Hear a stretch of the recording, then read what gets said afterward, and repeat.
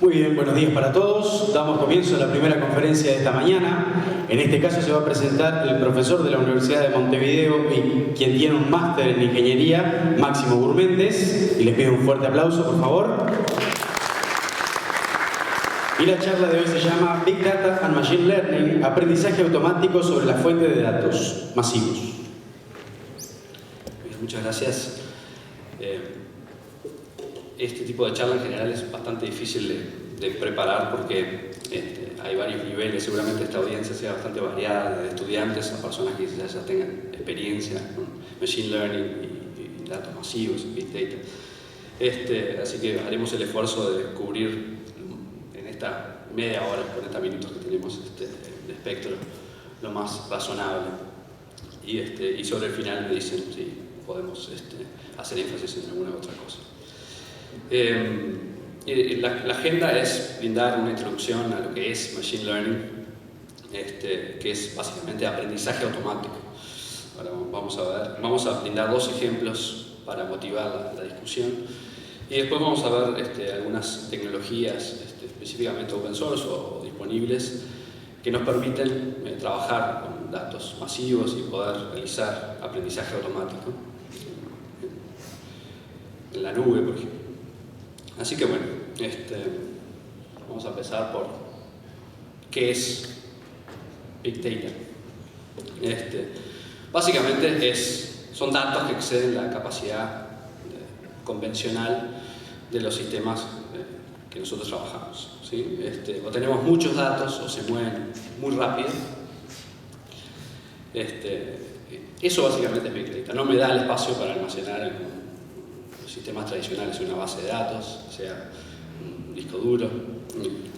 Tenemos más datos de lo que podemos almacenar y procesar. ¿Qué es? Después vamos a hablar un poquito más en detalle de Big Data, pero ¿qué es también Machine Learning? ¿Sí? Es un área de la computación, específicamente dentro de la rama de la inteligencia artificial, que se ocupa de la construcción y el estudio de sistemas que pueden aprender de los datos, en vez de seguir una serie explícita de instrucciones. La idea es que se pueda aprender el propio sistema pueda aprender de los datos, en vez de el approach, digamos, original, que es que el ingeniero analiza un problema, encuentra una solución, esa solución la codifica en cierta forma y eso termina en un sistema funcionando. En este caso, el aprendizaje es el algoritmo aprende cómo encontrar esa solución. O sea que la salida, digamos, de nuestro algoritmo es un algoritmo que nos permite hacer determinadas cosas, como por ejemplo predecir determinadas cosas.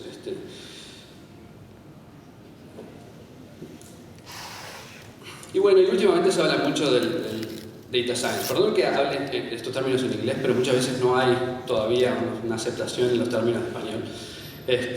Pero en la industria estos son los términos que se manejan. Y en el Harvard Review del año pasado dieron como digamos, el trabajo más apetecible del siglo XXI. En realidad ese no fue el término que utilizaron, pero no lo voy a decir.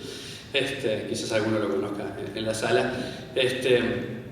El científico de datos o el data scientist. Ese es el rol o el trabajo o la profesión más atractiva en el siglo XXI según Harvard Review. ¿Y qué es este científico de datos? Es básicamente una intersección entre las distintas áreas relativas a Machine Learning, a computación. Tenemos personas que necesitan saber programar, necesitan saber manejar computadoras, personas que son expertas en matemática, estadística, y personas que conocen el dominio en particular. Un ejemplo muy claro es biotecnología, donde se necesita saber computación, se necesita saber mucha estadística y se necesita tener mucha experiencia en la parte del dominio, o sea, la biología en sí. O sea que eso es básicamente un resumen. Y tiene todo un proceso desde adquirir la información, procesarla, manejarla, crear modelos, ir iterando sobre esos modelos para luego tener una historia, ¿no? O algo que me permite tomar una acción concreta. El Data Science, digamos, fue impulsado más que nada desde la industria. Queremos obtener modelos que nos permiten mejorar nuestra gestión, mejorar la forma que hacemos las cosas, y ese es el objetivo final. El objetivo final es tener los datos para realizar acciones que mejoren de alguna forma la forma que trabajamos o el algoritmo que estamos utilizando. Y voy a dar un ejemplo de un trabajo que hice hace unos años, y es para motivar la discusión en realidad. Mi hipótesis es si una computadora podría utilizar algoritmos de Machine Learning para detectar, dado un artículo cualquiera, si ese artículo fue escrito por El País o si ese artículo fue escrito por La República. La elección de los diarios fue totalmente arbitraria, tenía que elegir dos, y esos fueron los que elegí, más que nada por la forma en que me facilitaba navegar por la internet y conseguir los artículos, más que otra cosa. Y bueno, ese es el objetivo. ¿Cómo encaramos este problema? Bueno, armamos lo que se llama un dataset, que es ahí un pequeño software, un crawler, que lo que hace es recorre todos los diarios, baja en forma de archivos de texto los artículos de ambos diarios y recopila toda esa información en un dataset, que básicamente es una tabla en la que las filas de esta tabla son los distintos artículos y las columnas de esta tabla son las frecuencias de las palabras que ocurren, la frecuencia relativa en los distintos artículos. En definitiva, desde los diarios extraemos los textos y los guardamos en forma de tabla. Y a partir de esa tabla, digamos, generamos lo que se llama un modelo. Un modelo que es capaz de predecir el origen de un artículo nuevo, ¿no? Le damos un artículo que salió hoy y vemos si el modelo va a predecir, va a decir el país o la república.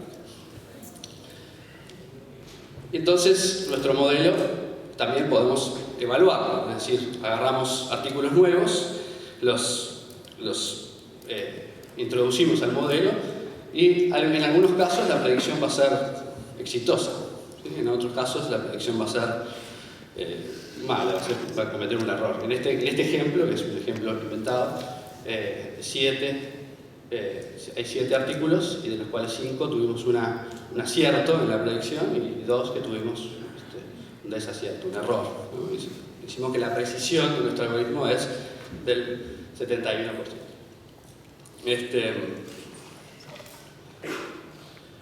Estos son los datos reales del modelo que desarrollamos de prueba, digamos. Estos son la cantidad de artículos que clasificó bien de prueba y cuáles son las cantidades de artículos que clasificó mal, ¿sí? Vemos que en general tenemos una precisión del 78% para artículos que provenían del país y una precisión del 92% para los artículos que venían de la República. Yo estaba bastante sorprendido, pensé que iba a ser más bajo. Por supuesto, hubieron cosas que tuve que anular para no hacer trampas, digamos. Por ejemplo, no puse los autores, los textos, la extracción no incluía autores o cosas que automáticamente determinaran el origen del artículo. Y bueno, y un montón de otras de otros pequeños detalles de eso, tratar de que el experimento sea lo más natural posible. Bueno, muchos modelos se basan en probabilidad y en muchos casos hay que elegir un umbral, es decir, voy a aceptar que este documento pertenece al país si la probabilidad es mayor del 60%, ¿no? Entonces eso es una decisión que tengo que en algunos modelos tengo que forzar, digamos, y decir, a medida que yo varíe ese umbral, mi algoritmo va a generar más o menos falsos positivos, digamos. Si exijo que mi probabilidad sea 100% para clasificar algo como el país, entonces obviamente muy difícilmente clasifique algo en el país y voy a tener mucho error en el país y casi cero error en la república, ¿sí? Bueno, ese es el concepto. Y una forma de medir, digamos, la eficiencia del modelo en distintos umbrales de probabilidad es utilizando lo que se llama la curva ROC, que lo que hace básicamente es medir el área debajo de la curva. Al variar el umbral de sensitividad, digamos, el umbral de probabilidad por el cual decido una categoría o no, Varían, por supuesto, los errores que cometo en una y otra dirección. El área debajo de esta curva es muchas veces lo que se usa. Por supuesto que depende de lo que estamos tratando de hacer. En este caso estamos tratando de categorizar dos cosas. Si queremos categorizar más cosas, si queremos utilizar una regresión en la que tenemos que estimar un valor y no necesariamente una categoría, hay otros mecanismos como el root mean square, y cantidad de otros mecanismos. Pero no vamos a entrar en detalles, simplemente es una introducción para ver cómo se evaluarían estos modelos y cómo se generan. Bueno, en el caso concreto,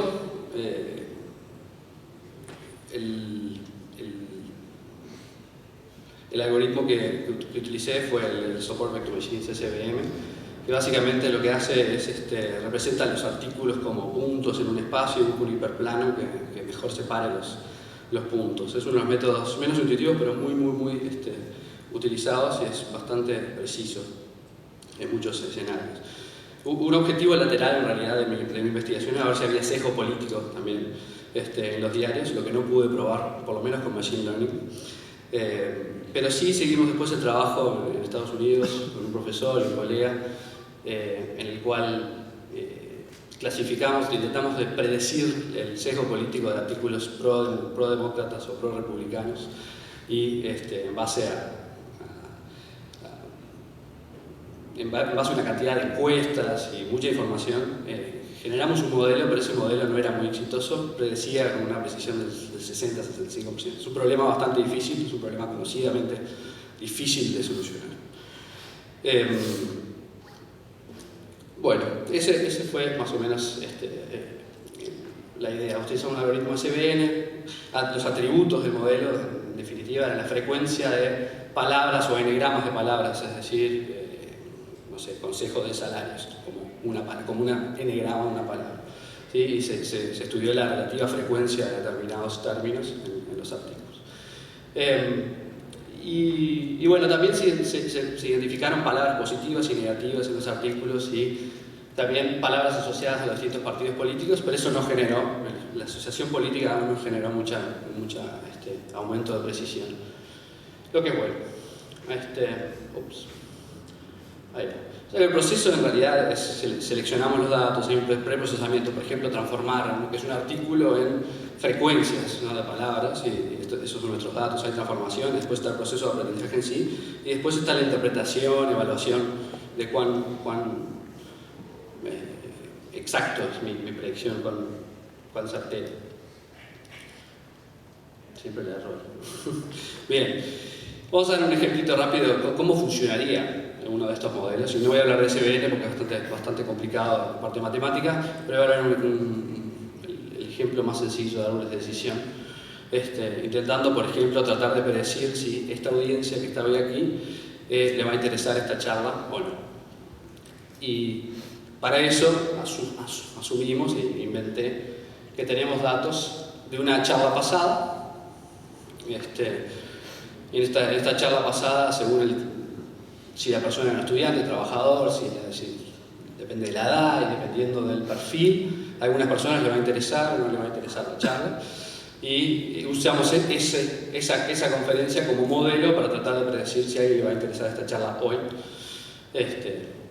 Y simplemente como a modo de intuir cómo pueden funcionar estos algoritmos. Bueno, esta es nuestra tabla, digamos. Casi siempre tenemos nuestros datos en una forma de tabla. En este caso, convenientemente, los valores son categóricos, que nos ayuda un poco a que el ejemplo sea un poco más sencillo. ¿Sí? Entonces tenemos eso. En cada fila tenemos si la persona le interesó o no le interesó en la charla pasada. Y en base a eso vamos a armar un árbol de decisión de esta forma. Que es, por ejemplo, si la edad es menor que 21, bueno, depende. Si el perfil es técnico, sí le va a interesar la charla. Si en cambio el perfil es empresarial, depende. Si el tipo es estudiante, entonces no le va a interesar la charla. Si el tipo es trabajador, sí le va a interesar la charla. Este árbol de aquí lo que hace es categoriza con un 100% de precisión los datos de la tabla anterior.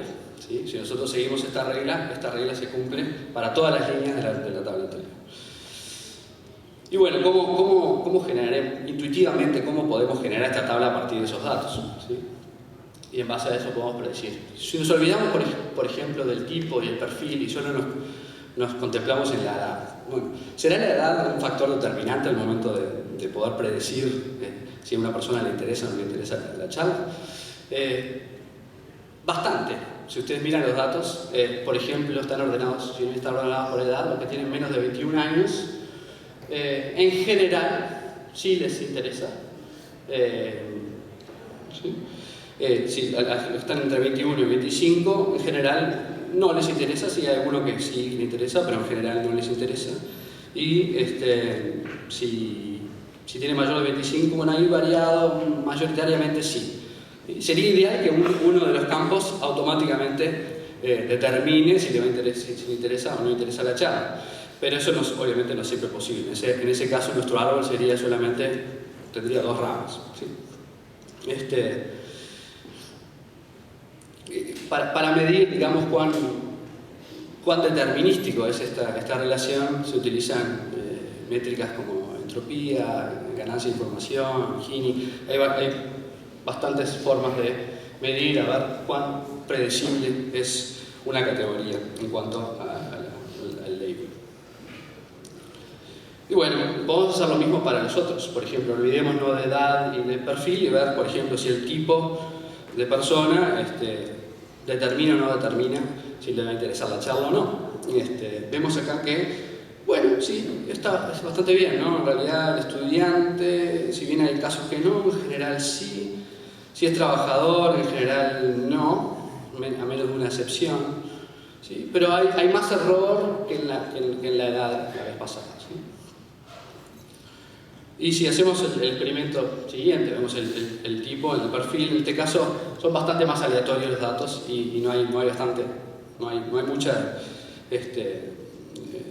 relación, digamos. Entonces, ¿cuál es la idea? La idea es primero el algoritmo más sencillo de árbol de decisiones, buscar el atributo que mejor clasifica, ¿sí? Particionar la tabla en esas particiones y volver a correr el algoritmo recursivamente para el resto de las particiones. Ese es básicamente el algoritmo, ¿no? Se llama ID3, es el algoritmo más sencillo de árboles de decisiones. Y ven que es un algoritmo, no lo voy a explicar acá, pero más o menos creo que entendieron la intuición del algoritmo. Es sencillo, es un algoritmo sencillo. Obviamente que sobre esto después se introduce una cantidad de mejoras y una cantidad de otros métodos como Random Forest que se basan un poco en esta idea. Pero bueno, entonces, ¿qué tenemos? Tenemos Machine Learning. El Machine Learning básicamente es tratar de utilizar los datos para aprender cosas o tomar acciones. Generalmente se clasifica en el aprendizaje supervisado, aprendizaje no supervisado, aprendizaje por refuerzo. ¿Sí? El aprendizaje supervisado es el caso que planteábamos recién, que por ejemplo nosotros sabíamos de antemano si a una persona le interesaba o no le interesaba la charla en una fuente de datos anterior. ¿Sí? El análisis no supervisado es el cual no tenemos esa información. Por ejemplo, si yo tuviera que de alguna forma predecir si a ustedes les va a interesar la charla o no, dependiendo de esos factores que teníamos ahí, ¿no? Generalmente el análisis no supervisado no se utiliza tanto para predecir, sino para agrupar los puntos, digamos, de mi espacio en determinados clusters, que se llaman, para tratar de, por ejemplo, mandar promociones específicas a estos clusters que parecen tener cosas en común.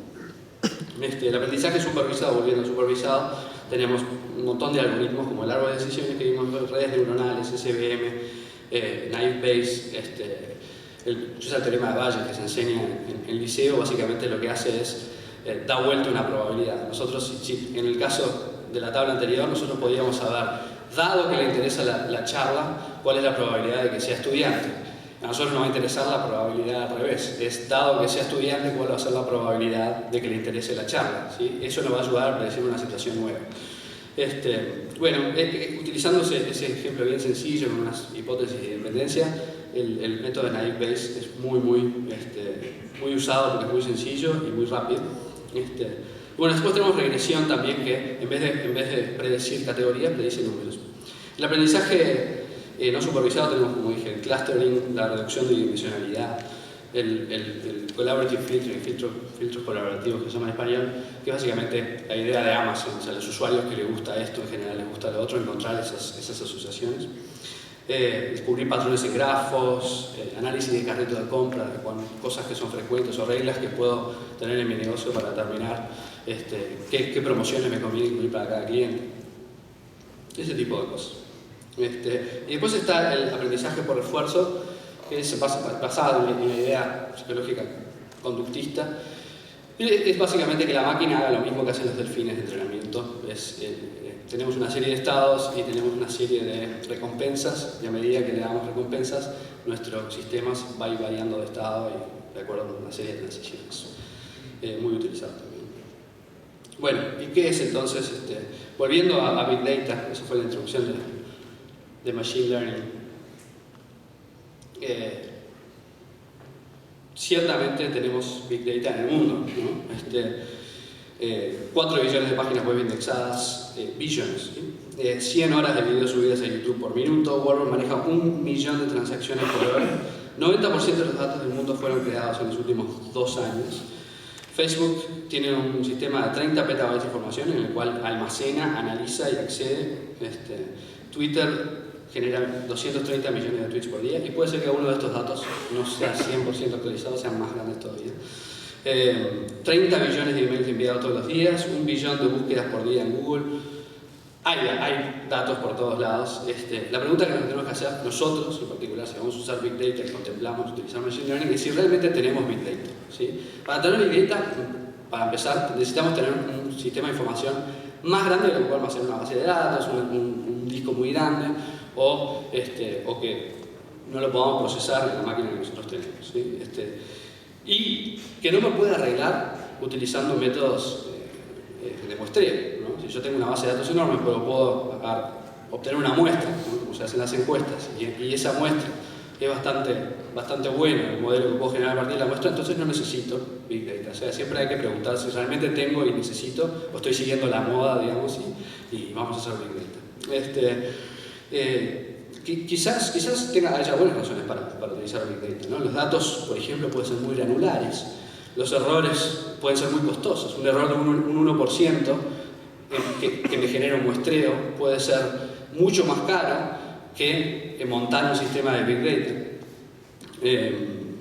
Y por supuesto, el cliente a veces pide que se analicen todos los datos porque quiere contar exactamente, quiere obtener estadísticas exactas de determinadas cosas. Voy a dar un ejemplo de una empresa donde trabajo, además de la Universidad de Montevideo.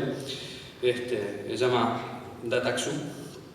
Es una empresa de optimización de colocación de avisos publicitarios en distintos medios de internet, televisión, un montón de canales.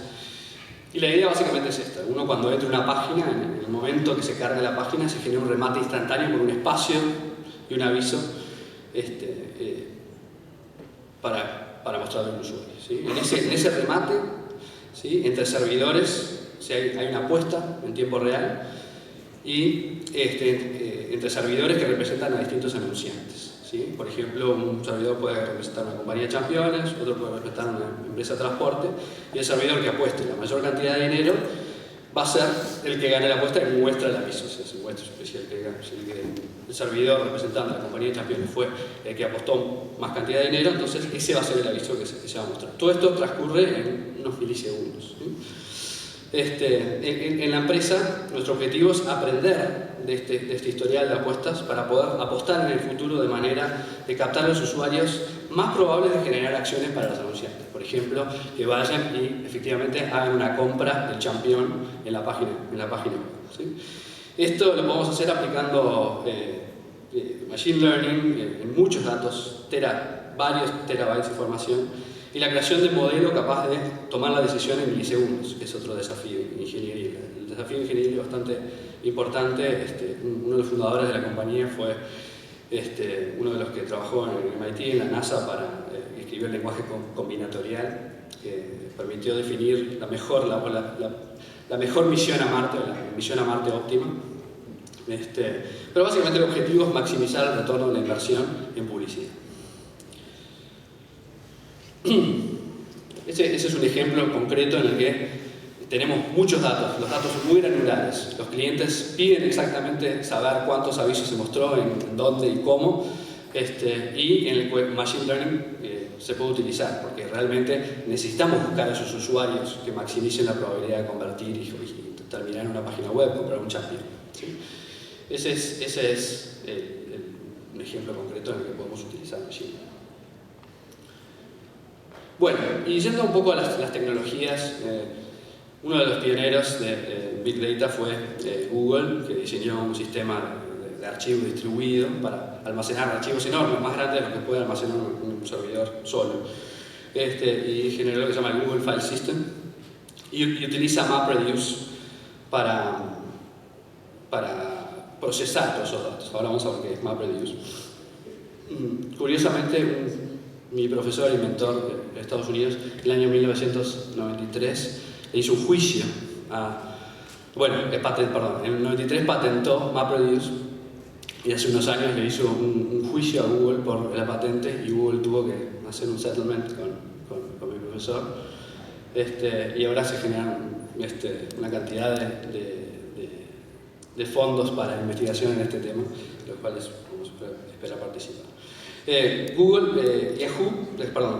Yahoo desarrolló Hadoop, que es una especie de réplica del sistema de Google, utilizando el Hadoop File System y MapReduce y Yarn. Básicamente copió y puso en open source las tecnologías estas que nos permiten manejar datos. Amazon tiene el repositorio de S3, de S3 y Elastic MapReduce, que básicamente es una adaptación de Hadoop que nos permite escalar. O sea, nosotros podemos guardar toda la información en S3 y el día que queremos procesar la información, en el momento le pedimos a Amazon que nos lance 1000 máquinas, procesa toda la información, se apagan las máquinas, se guarda la información en S3, que es permanente. Es muy utilizado hoy en día esto. Y hay un montón de otras tecnologías asociadas a esto. Como dije, el ACFS, el sistema de archivos distribuidos, básicamente es una abstracción de un sistema de archivos en el cual esconde el hecho de que en realidad un archivo está almacenado en varias máquinas, ¿no? Y repetidamente para evitar que cuando una máquina se cae no se corrompan los archivos. Una forma de solucionar el problema de datos más grandes. ¿Qué es MapReduce, básicamente? MapReduce es un sistema de procesamiento paralelo en el que se basa en 2 etapas. La primera etapa de Map lo que hace es, se distribuye el procesamiento en varias computadoras y después se ordenan y se agrupan en otra etapa que se llama Reduce. Por ejemplo, si tuviéramos que contar las palabras o la frecuencia de las palabras, como en nuestro ejemplo de clasificación de artículos, lo que haríamos es, dividimos el archivo enorme, supongamos que tenemos un archivo enorme, dividimos en varias partes. Hadoop se encarga de dividir esto acordemente de acuerdo a cómo está diseñado el clúster. ¿Sí? Cada map procesa una porción de ese documento y toma estadísticas de, por ejemplo, cuántas palabras, cuál es la frecuencia de cada palabra. Después todas esas palabras se ordenan entre memoria y disco y se mandan a una segunda etapa que es Reduce, y ahí sí se cuentan efectivamente cuántas palabras o cuántas instancias de cada palabra hay y se vuelca el resultado a algún lado. Pues un archivo texto, si es bastante chiquito, se puede volver a volcar los datos grandes en el caso de que sea necesario. ¿Sí? Y Hadoop resuelve un montón de cosas. ¿Sí? Hadoop resuelve el almacenamiento distribuido, particionar la información, el procesamiento distribuido, la agrupación de datos mediante la etapa de Reduce y por supuesto todo esto tolerante a fallos. Y hay un montón de productos de Hadoop asociados, ¿no? Está Flume, que lo que hace básicamente es streamea logs. Está Zookeeper, que lo utilizan otros productos para coordinar sus servicios. Está, por supuesto, el File System, el MapReduce y hace unos años sacaron Yarn, que es una especie de generalización del MapReduce, en el cual no necesariamente tenemos MapReduce, sino que pueden tener básicamente nodos esclavos y nodos maestros en un sistema genérico. Y más importante, MindHaut, que es una librería open source de algoritmos de Machine Learning. ¿sí? Podemos utilizar estos algoritmos, ahora vamos a hablar un poquito de eso. Hive, que es una fachada SQL a archivos que están en el HDFS, en el sistema distribuido de archivos. Y HBase, que es una copia del Google Big Table, ¿sí? Pero open source. Básicamente es una tabla enorme de datos con acceso aleatorio, relativamente aleatorio y bastante rápido. Esa tabla está distribuida a lo largo de varios nodos y utiliza técnicas en memoria para optimizar el acceso y un montón de cosas que lo mismo que el Google Big Table. Bueno, y un montón de otros productos en este ecosistema que resuelven determinados problemas, ¿sí? Bueno, Apache MapHaut, ¿qué es lo que hace? Bueno, básicamente implementa algoritmos de Machine Learning utilizando el método de MapReduce, ¿sí? Implementa el Collaborative Filtering, que es eso que hablamos de Amazon con recomendaciones, o de Netflix, por ejemplo, cuando recomienda películas, ese estilo de recomendación, clasificación, como la que vimos hoy, clustering, ¿no? Agrupar los puntos, agrupar clientes, agrupar procesos, lo que fuera. Reducción de dimensiones. Muchas veces, por ejemplo, imagínense en el caso de la clasificación de artículos, tendríamos un montón de n-gramas, ¿sí? Que nosotros que podemos querer representar en un artículo, ¿no? Hay palabras que son muy poco frecuentes, que quizás la tenga un solo artículo, pero lo voy a tener como columna en todos los artículos. Bueno, hay formas de reducir la dimensión, ¿sí? Hay quienes se refieren al hechizo de la dimensionalidad. Realmente, al aumentar las dimensiones, se aumenta mucho la complejidad del problema y cuán visible y visualizable es nuestro modelo. Y una cantidad de otros algoritmos. Muchos usan esta biblioteca y muchos no la usan, ¿sí? La documentación, honestamente, no es la mejor. Y algunos algoritmos están muy bien implementados y otros la implementación es un poco oscura. Y eso es reconocido por la propia comunidad de MapHaut y están haciendo cambios. Ahora voy a hablar un poquito sobre eso. Siempre largo. Bien. ¿Cuál es el deseo en realidad de nosotros, ¿no? Ingenieros o científicos? La idea es, bueno, como era antes, ¿no? Antes había que hacer un montón de cosas para escribir un algoritmo, había que escribir un código de máquina y era bastante complicado. Después aparecían compiladores y un montón de herramientas que nos es mucho más fácil programar. Lo mismo, calculo yo, va a ocurrir en esta área. Nosotros en realidad queremos escribir un algoritmo de Machine Learning en un lenguaje de alto nivel, como Java, lo que fuera, y en definitiva que la tecnología se ocupe de la optimización y distribución de ese algoritmo en varias computadoras, ¿sí? Lamentablemente eso no existe todavía, ¿sí? Lo que ocurre es que tenemos nuestro algoritmo, ¿sí? Y cuando lo implementamos en realidad se parece, si lo hacemos en MapReduce, por ejemplo, el elefante es el icono de Hadoop y MapReduce, va a estar bastante parecido a un elefante, ¿no? Si este es nuestro algoritmo, este es nuestro software, tenemos que adaptar, ¿no? Y si lo único que tenemos en realidad es un martillo, todo se ve como un clavo, como dice la ley del instrumento. Pero bueno, no estamos ahí, pero ¿qué podemos hacer? Apareció Apache Spark hace un par de años. Lo empezaron en la Universidad de California, en Berkeley, impulsado por el grupo de Emily Bates, Michael Jordan, no el basquetbolista, sino el profesor de Machine Learning de esa universidad. Y básicamente armó un equipo y desarrolló esta tecnología llamada Apache Spark, que está teniendo una explosión en la comunidad últimamente bastante grande. Y la idea es generalizar MapReduce, que no tengamos solamente MapReduce, sino que nuestro algoritmo pueda contener varias distintas etapas o pasos y no necesariamente seguir el framework de MapReduce. A pesar de que MapReduce es bastante bueno, porque soluciona una cantidad de problemas, ¿sí? Está optimizado para guardar datos en memoria. Eso es muy importante para algoritmos de Machine Learning porque muchos algoritmos de Machine Learning requieren varios recorridos sobre los datos. y tener la posibilidad de distribuir y cachear esas fuentes de datos, o esas particiones de fuentes de datos en distintas máquinas y poder reutilizarla es muy, muy importante al momento de implementar estos algoritmos, ¿sí? Es compatible con Hadoop y específicamente con la nueva versión de MapReduce, digamos, de Hadoop y Yarn. Y los algoritmos que uno escribe en Spark se escriben como transformaciones funcionales, ¿sí? Los que ya hicieron algo hay estudiantes por acá de programación funcional, nuestro algoritmo en realidad se representa como transformaciones de operaciones funcionales, muy parecido como uno implementaría un algoritmo de programación funcional.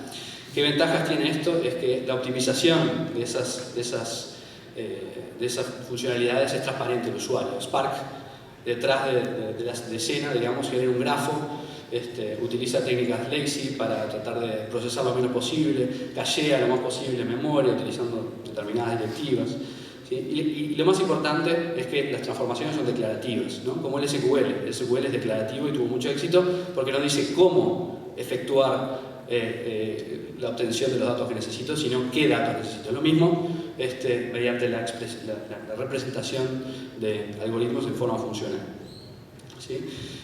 Muy importante, es compatible con Python, Java y Scala, ¿sí? Todos lenguajes muy populares últimamente, pero el más importante creo que yo en Spark es Python. ¿Por qué Python? Porque en Python hay una cantidad enorme de algoritmos de Machine Learning implementados, ¿no? Y si uno puede utilizar esas bibliotecas en Spark, particionar, y si uno sabe dividir bien los datos o expresar su algoritmo en forma de transformaciones funcionales, entonces va a ser muy útil, utilizando no solamente los algoritmos de Machine Learning, sino todas las herramientas de Python como NumPy, SciPy y una cantidad de otras bibliotecas muy utilizadas. Y bueno, y por esas razones Mahout está migrando a Spark, ¿sí? Ese es el framework al cual están apuntando en esa comunidad, ¿sí? Spark, bueno, por supuesto en su página web dice que son 100 veces más rápido que Hadoop en determinado algoritmo que seleccionaron para esa gráfica. Y ahí no sé si ven, pero es el ejemplo de contar cuántas palabras, ese es el algoritmo, esa porción, ¿sí? Y la persona no se tiene que preocupar de cómo distribuye ni de implementar interfaces MapReduce y determinar qué tipo de claves etcétera, todas unas complicaciones que sí MapReduce no fuerza. En este caso es súper sencillo y bastante intuitivo. Y además Spark tiene un montón de tecnologías asociadas, como el Spark SQL, Shark, Spark Streaming, ¿no? Que son funcionalidades de stream de datos, cuando no almacenamos los datos, sino que los procesamos en un stream porque no tenemos la capacidad de almacenarlos por distintas otras razones. La librería de Machine Learning y algoritmos de grafos.